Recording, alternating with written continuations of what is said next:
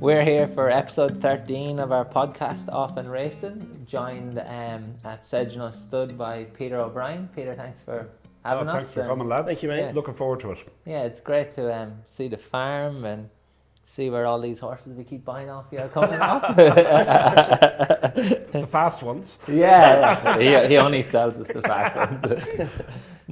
So recently, just off the back of the Easter sale and another huge sale for Segenhoe Stud, only $3 million horses this time. You had 7 at Magic's. Yeah, but actually it's an Australian record for any farm to have more. Our had a record of 8 in 1 year. So we've broken, it's never been done before to have $10 million yearlings. And starting out of the year, like when you're placing your horses, and I don't know, you probably do it, we did it at farms, you'd have a rough idea what you think they're going to make and stuff, and you'd almost budget for the year, goals you want to hit, and that, surely you didn't think that was possible, did you? But you always put your budgets low so it makes you look good. So basically the format with Brian and I would go through them, and then so we assess them when they're born, look at them once a week until they're about 5 months of age. That's mainly to do with their legs and correction and whatever needs to be done. And then after 5 months, we do videos every sort of 4 to 6 weeks, which the owner gets. So the owner, and when we look at them each week, they get videos done as well. So basically from the day they're born, the owner is fully aware of how we think about their animal. Yeah. You know, and so there's no surprise when you're doing sales entries and whatever. So I'd say from sort of 4 or 5 months of age, you really get an idea of where the horse is going to sort of go. And then, so I looked at them there a month ago. I look at them this week again. We've just finished, obviously, the ones we're going to sell as weanlings. So we've only 11 this year. And really, you could really sit down next week and have probably an 80% idea as to what sale they go to. Yeah. The budgeting is quite tricky. So I would wait till they get their survey x-rays, because as everybody knows, the veterinary side of it is the biggest killer or bonus. But it's just getting more and more important. So then would be your final process as to which way you go. And when you mentioned breaking the record, was there big celebrations at Easter? We're all too tired. Yeah. Is that why you fell asleep at lunchtime today? Well, I do that every day. Though we have the little marquee things there at Easter. So Merv, our caterer, puts on a meal. We have champagne and everything for the lads there. But like everybody came in, we had something to eat, and everybody just wanted to go to bed. Yeah. So we try and do something here because it is a group effort. It's not like there's a crew on the farm, Luke Taylor, Broomer, manager, and Vicky Hagar and Maria Cullen, and etc., who are with these horses from birth. Even before that, conceiving them. Oh no, absolutely, yeah. And then like our farm crew and everything, because it's what they get out of the ground is the most important thing for a horse. And we're very lucky to have an incredible farm. Yeah. But it's a huge group effort. And why do you think, what sets Segenhoe apart, like being one of arguably the leading nursery in Australia, why people are willing to pay premium for your horses and the results you get on the track?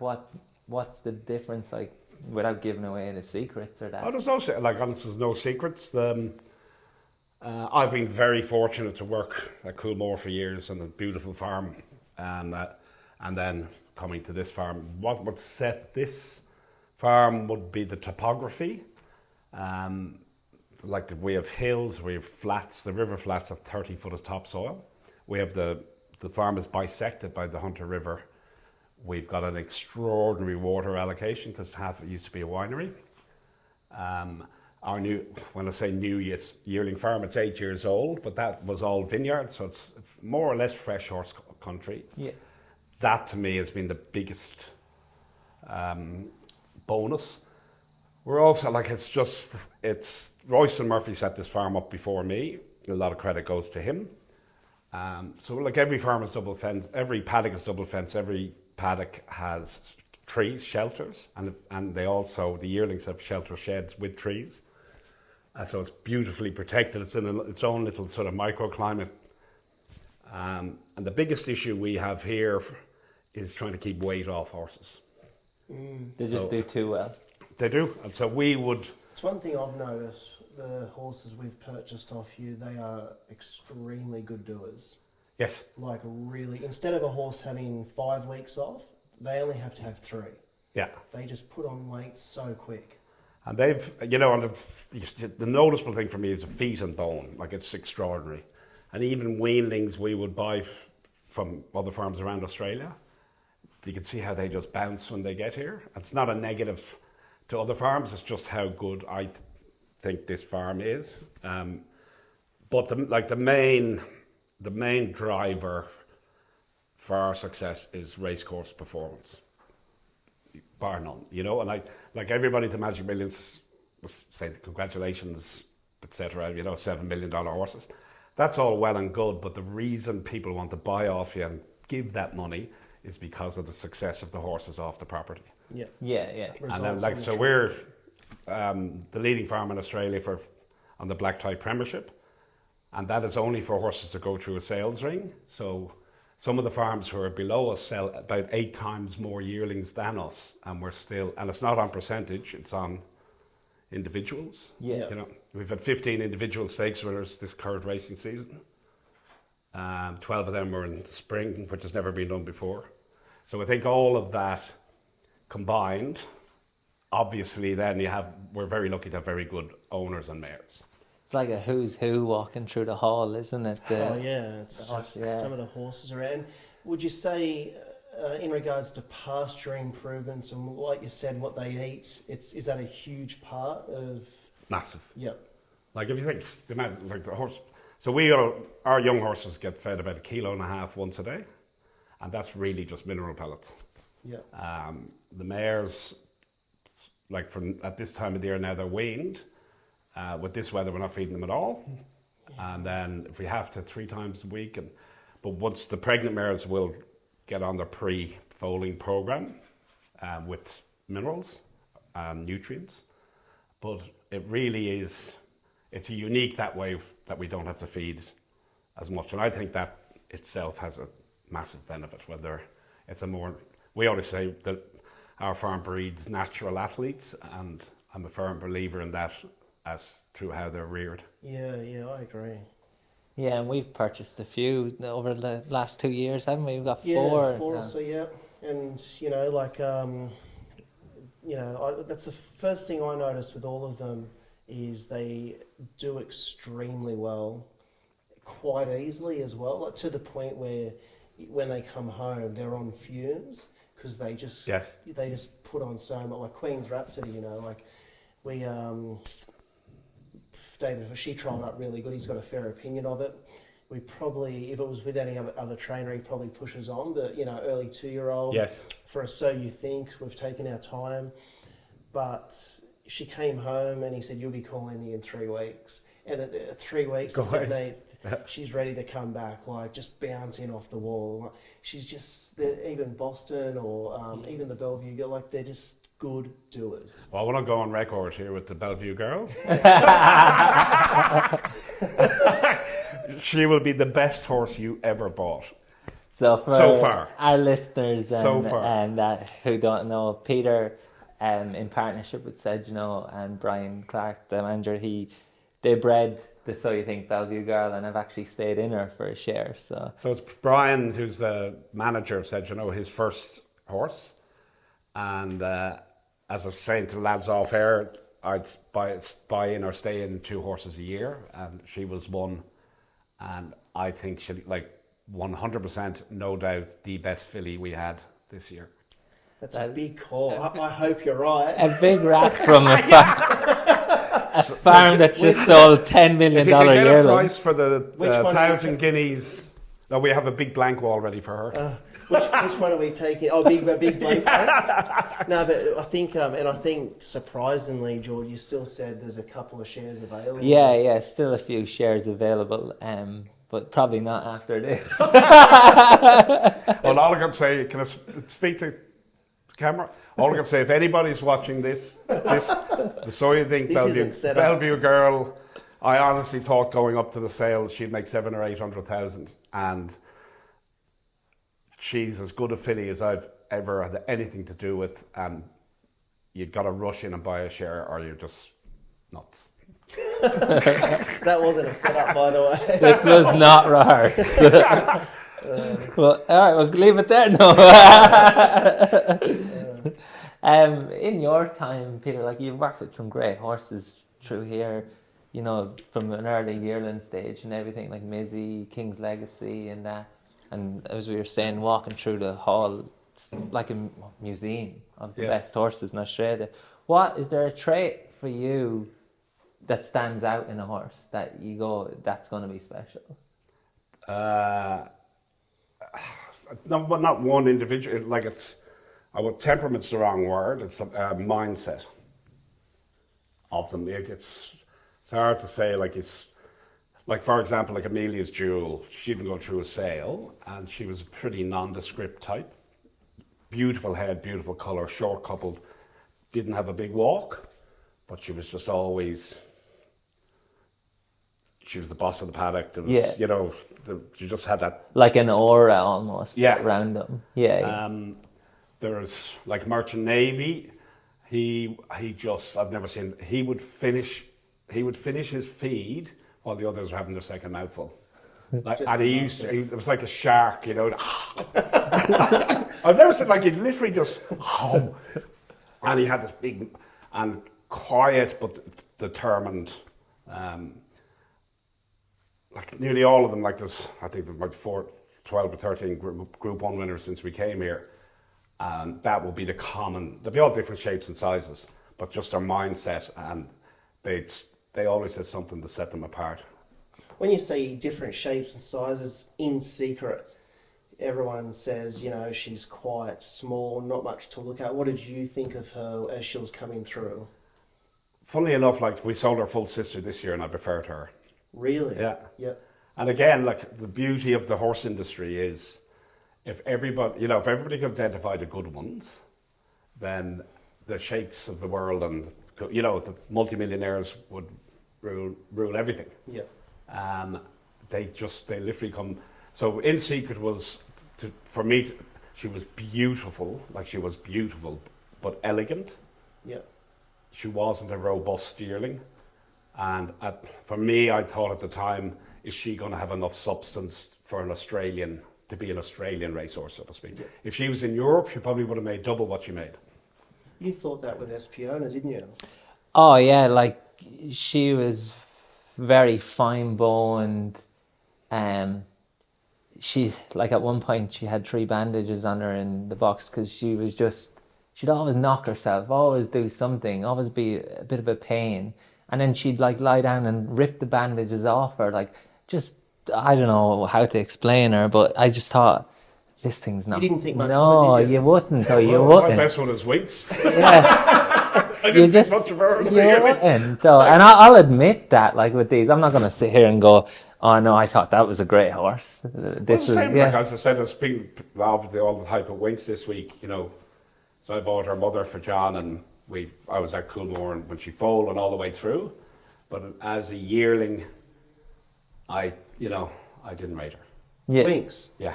Didn't like her? Oh, I didn't rate her. Like I gave her this. We have a rating system in Coolmore, and it would be a rating of a okay horse. Yeah. Yeah. But there's so many of them. Okay, yeah. But the worst part of her was that John came the day she was selling, and he hadn't seen her for 3 months, and he said, I like her. This is John who bred her. Yep. And I just said, we bought the mare and we got to sell her from a business point of view. But I didn't rate her that much. I know you want to touch on the mare, or like Winks is... Yeah, so what did you make of all that, the 10 million for the filly and the atmosphere and everything around it. Look, it was just unbelievable. Do you think we'll ever see the likes of that again? Never. No. Yeah, I agree. Never. Yeah. I'll give you, like, the best example I can give is 3 local lads from Aberdeen pub who work in the mines took a day off to go down and see her go through. Really? You know, I went around and the build up to it, just all the people, not in the tables, which is everybody we knew, but around all, you know, outside and everything. And there's people there with babies, and I heard one young mother, she had a toddler and a baby. She was saying to the toddler, "Now watch, you'll never see this again." Like, it was unique, and like the atmosphere was off the charts. And I was honestly particularly delighted for Debbie, you know. Yeah. And I think that all the stuff on social media, like afterwards, it's just people who don't have an understanding. For those who don't, like, there was 3 people owned Winks, and Debbie just bought out the other 2. You want to sell, like, Exactly. it happens all the time in the horse dissolving a industry. partnership. Even with Like- that into account, it's still the highest price yearling sold, isn't it? Yeah. Yeah, so I don't know. Yeah. Totally. Well, it's an open auction. There's nothing untoward, is there? At the end of the No, day, it's, you know? but yeah. but I was like levitating there watching it. It was just, like, it was brilliant for the industry, brilliant for everybody. Delighted for Coolmore, delighted for Debbie. John Stewart was magnanimous in defeat, and it's even great that it's he came for Stormboy, but went up to Coolmore to look the Winks filly to try and buy her. But he didn't get her, but he bought and he spent like 6 million. spent 6 million on other horses. So, like, from the business point of view, it's been great for everyone that way. But the most important thing is how it promoted our industry and what it can bring. Yeah. And you mentioned Coolmore a few times, Peter. Tell us a little bit how you got started and that, because you worked for Coolmore for a number of years. When Coolmore first came out here, I think it was 96, was it? They purchased the farm, and you were there from the start. Yes, yeah. So we, I went from Dublin. I grew up in Dublin, and my best friend's father was a racing journalist. So I never actually physically touched a horse in my life, but Mr. McCormick would take me racing all the time. I loved it, and then he'd give me books and pens. He saw how much I was interested. Funnily enough, I was at home at Christmas, and my father dug out my career guidance thing when I was 11 in school, and it had what do you want to be, and it had all these boxes, you know, like college engineer, this, and I'd written at the bottom stud farm manager. Really? And it was amazing.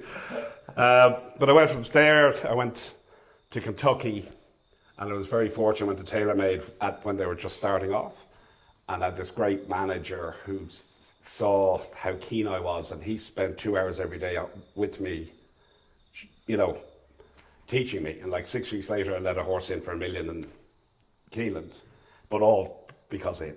Yeah, yeah. And then I spent a bit of time at Gainesway, went to Winfields for a bit, which was Northern Lancer was there, which was amazing, and then to Coolmore. And then I used to shuttle stallions. So from 1987 to 96, I did 6 months in Ireland, 6 months here. So brought down the likes of Danehill, obviously. Initially it was like Alzeo, Persian Heights, Tyrrell, Ahanora, and then obviously all the Coolmore stallions themselves. Yeah, and then you were there initially when Coolmore set up. So day one. Yeah. Day one. 25 years. Was it 25 years? If you include the Irish end of it. Yeah. But when we took it over, there was only a handful of weanlings on the farm, and one of them was Reduce's Choice. God. That must have been incredible to be part of it, like, because Coolmore, now obviously world renowned, and in Australia, like, just to be there from the beginning of all that, to see what it developed into. It's incredible, and I owe everything to my parents, obviously, and if anybody else, is John Magner. How difficult was that then to leave Coolmore? Extremely. Yeah. Because they still are my family. Yeah. But then, like, in fairness to Mr. Magner, and sometimes you got to make a decision in life. They are left on very good terms, and I'm still on great terms with all the Magner family. So there was no malice when after the Magic Millions, Mr. Magler sent me a lovely note congratulating me on the sale. Yep. So it. No animosity. It was just a business decision. Yes, Yeah. and it was great for me because you're starting and you're doing. So Coolmore obviously is a big company with lots of people. So when I came here initially, it was really just me and then Brian, obviously, and it's great to do rather than have decisions by sort of committee, for want of a better word, that you're living and dying by your own decisions. Yeah. And I love doing meetings, so there's nothing better than breeding a good horse. Yeah. You talk about that, like for our listeners who don't understand, it's not just like they've seen the Winx filly go through the ring there, or they see the horses on the track on the weekends. It goes back to you sitting at a table like this, doing that mating with the mare, and there's so much into it. And then it's the people who get it in full, the vet, the staff looking after it, then foaling it down, farriers, your farmers for the nutrition in the soil and grass and everything. Like, listeners, they just don't understand the years and everything that go into that. But some of them, it's amazing with my age now, right?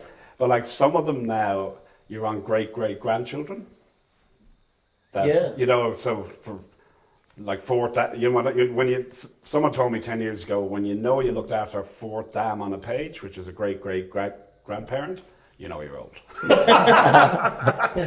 But some of these, some of the producers now, we've bred their mother. And fold her, and it's That'd be rewarding too, wouldn't it? That's the biggest kick. Yeah, I agree. Biggest kick. It's your sort of third generation. Yep. That you've been involved with, and again, it's a team effort, but that's the biggest kick. How many staff go into, you talk about the team, go into running a farm like Segenhoe? We have 30, on average, about 30 people. So it includes, it's a big property, so you got gardeners, farmers, horse people, and then office staff as well. We only have 3 people in the office. Yep. Because we don't have any stallions. It's pretty good. So for our listeners, you mentioned, 1,400 acres, or? Yes. Yeah. So 30 pets. It's quite reasonable, isn't it? Yeah. Yes. You could. Again, it's the measure of the people, Yes. And we're very fortunate that we have consistency. Our key people have been here for a number of years, and that just makes the world a difference. Yeah. Apart from the Bellevue girl, what if you had to have the best horse to come out of here? For what you think, since you've been here, what horse would it be? Since you've been here, what's the best racehorse? Best racehorse. Probably Jenny. Really? There you go. I just love the way I love front runners. Yeah. She's so tough, isn't she? I don't think she gets the credit. Out of here? Yep. Is she racing this Saturday? Yeah. So, again, you snooze, you lose, punters. We're on again. But I think, it's, I just, speaking to Kieran at the sales and Tony Otterbury, who owns her, for those who don't know, all his horses named after his daughter, who tragically passed away. And that in itself is lovely. Yeah. Kieran was telling me the other day, with the data monitoring they have when they gallop, that she maintains 59 to 60 kilometres over 600 metres, which has never been done in the data collection since it was done. That was before she won her first Group 1 disc prep. Jeez. I said, wish you told me 2 days before. I did back her though. Do you remember when Amelia Jewell won the race in Mooney Valley and everyone potted the form? And Pride of Jenny ran second. And she beat what's the Australian Cup winner of Godolphins? Oh, Cascadia. She beat him as well. And they were knocking that form. Yeah. He's a 2-time Australian Cup winner. Yes, exactly. Hindsight. He's won 8 Group 1s now, hasn't he? I don't know if he's won 7 8, or but 8. he's won a few. He's won 2 9 Australian year old. Cups. Yeah. But, look, it's hard. If you ask anybody in the farm, everybody has their favourite horses. Yeah. But that's what it goes back to you saying, if everyone picked the same horse, there'd be no industry, Yes. would there? And temperament-wise, she was your favourite as well? Like, she was sweet, was she? Well, so the mare came to us as a maiden, Yeah. so spent a year with us foaled here. Then she left here when she was about 5 months of age, went back to where she was bred in Trelawney, and then she came back over for us to sell at the classic sale. Yeah. And she was the beautiful foal. And then as a yearling, she'd gone through, you know, there was just a stage process in her where she was quite narrow, and she could not walk a yard. So for those people, you know, I was always an Irish, as you would know. 100,000 she sold for? Yeah. And she walked terrible walker. I couldn't move, could not walk a yard. And I always think of her when I'm tossing up with you know, looking at a yearling. God. And the same with, like horse like Capitalist, right? He couldn't walk a yard. But particularly for like a big, lovely galloper like her, it's amazing that. But if you see her now, she's just filled into her frame. Yeah. Was it you that said to me one day, there was a horse and it couldn't walk very well, and he said, "Yeah, but I can guarantee when it trots it'll move better, and then when it gallops it'll move even better." I think you said that to me. Well, One day. that's like everyone's got their own opinion, don't they? Not that we're going to go out and buy every bad walking horse. But yeah, like certain people that I've learnt off as well. That's the beautiful thing. You're buying a yearling and we don't get to see how it can gallop, do we? The other thing is, it's amazing. Literally just talking to someone from America at the Easter sales. So when I worked in America, the likes of Joss Collins, these are famous purchasers of horses and agents.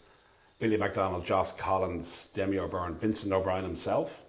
When they went around the yearling sales, they would go up and ask the manager, like, who's the one, you know, who's the one, or if they liked one, they'd say, what's it like at the farm? And it doesn't happen a lot here. Yeah. And you're like, we do it, don't we? Yeah. But the people, you know, the people, particularly they're feeding them every day and whatever, you know, the ones that, like, we have big paddocks here and they gallop up to their feeders. Yeah. And the ones that are in the front with their ears back, you know, are hunting the other horses away from their feed pots. All these little things. But like we had a yearling this year that couldn't walk a yard, but when it galloped in the paddock, it was number one. There you go. Yeah, but with the reputable farms, we ask, don't we? Yeah, definitely. If we have a relationship with them, yeah. I remember asking about the filly of Magic Millions. Yeah, there you go. Yeah. Don't leave without her. We didn't, so. Well, we had a little. This isn't a setup. We had a little horse when we were at Coolmore, and he was like this big. And at Coolmore, we had these big paddocks up, and there was a contour bank halfway along. And we bring them in, we were drenching them or doing the feet. And I used to put odds up on who'd reach the contour bank first. And we'd have a bet when we let him go. And this little horse, this big, used to fly up. And he was in paddocks at Danehills and everything. And he ended up being the horse called Honour the Name. He's by Honour and Glory. He won a Group 2. But he was tiny, but he just had this toughness about him and speed, obviously. And what was it like to have a mare like Vegas Showgirl for our listeners? Well, obviously Vegas Showgirl is the mother of Winx. Yep. Look, she's my most favourite horse.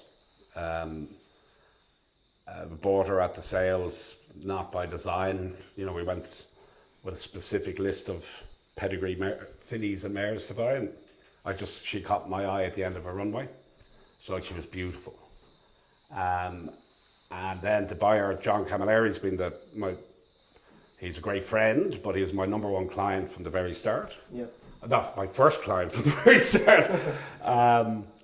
And then, you know, for what we do, like people say, oh, you sold her or whatever, but for what we do, the breed, the best racehorse ever, is fantastic. And for the mare, who is just this beautiful mare, and like John has 4 daughters, which are half sisters to Winx, and one of which I think will win on, I don't know when this goes out, but Covent Garden should win on Saturday, I reckon. Yeah. But like she was part of my family. And temperate, like just beautiful to Oh be man, on. she was gorgeous, quiet, everything. So Yeah. Did you ever feel added pressure No. with her foaling and stuff? No. no, I stay away. Yeah. Because you're that emotionally connected, or I just, foalings,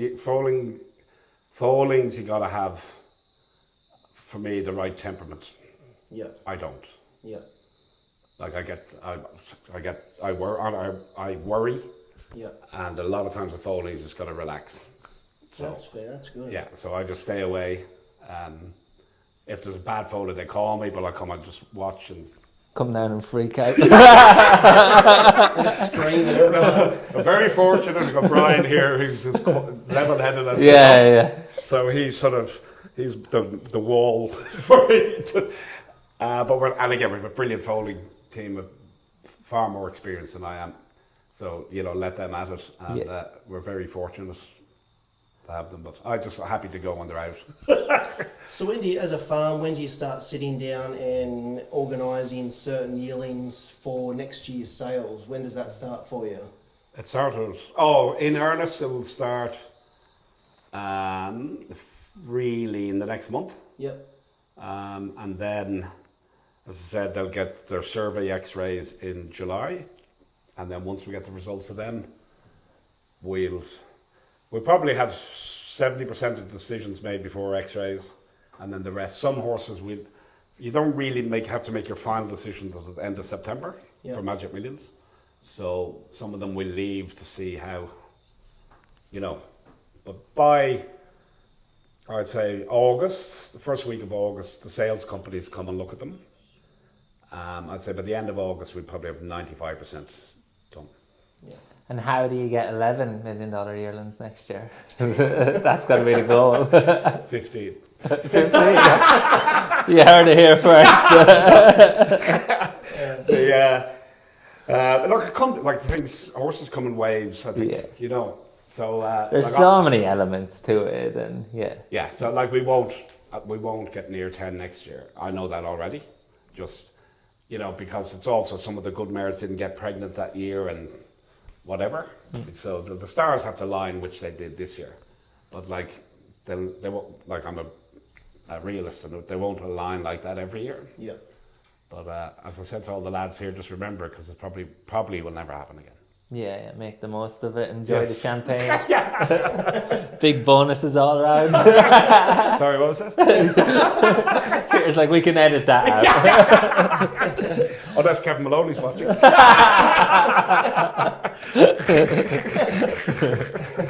No, thanks for your time today, Peter. We really enjoyed it, and great to come out and see the farm, see where the horses come off. And For my part, I'm a first time owner with Kurrinda Bloodstock, and last time we'll never have him back.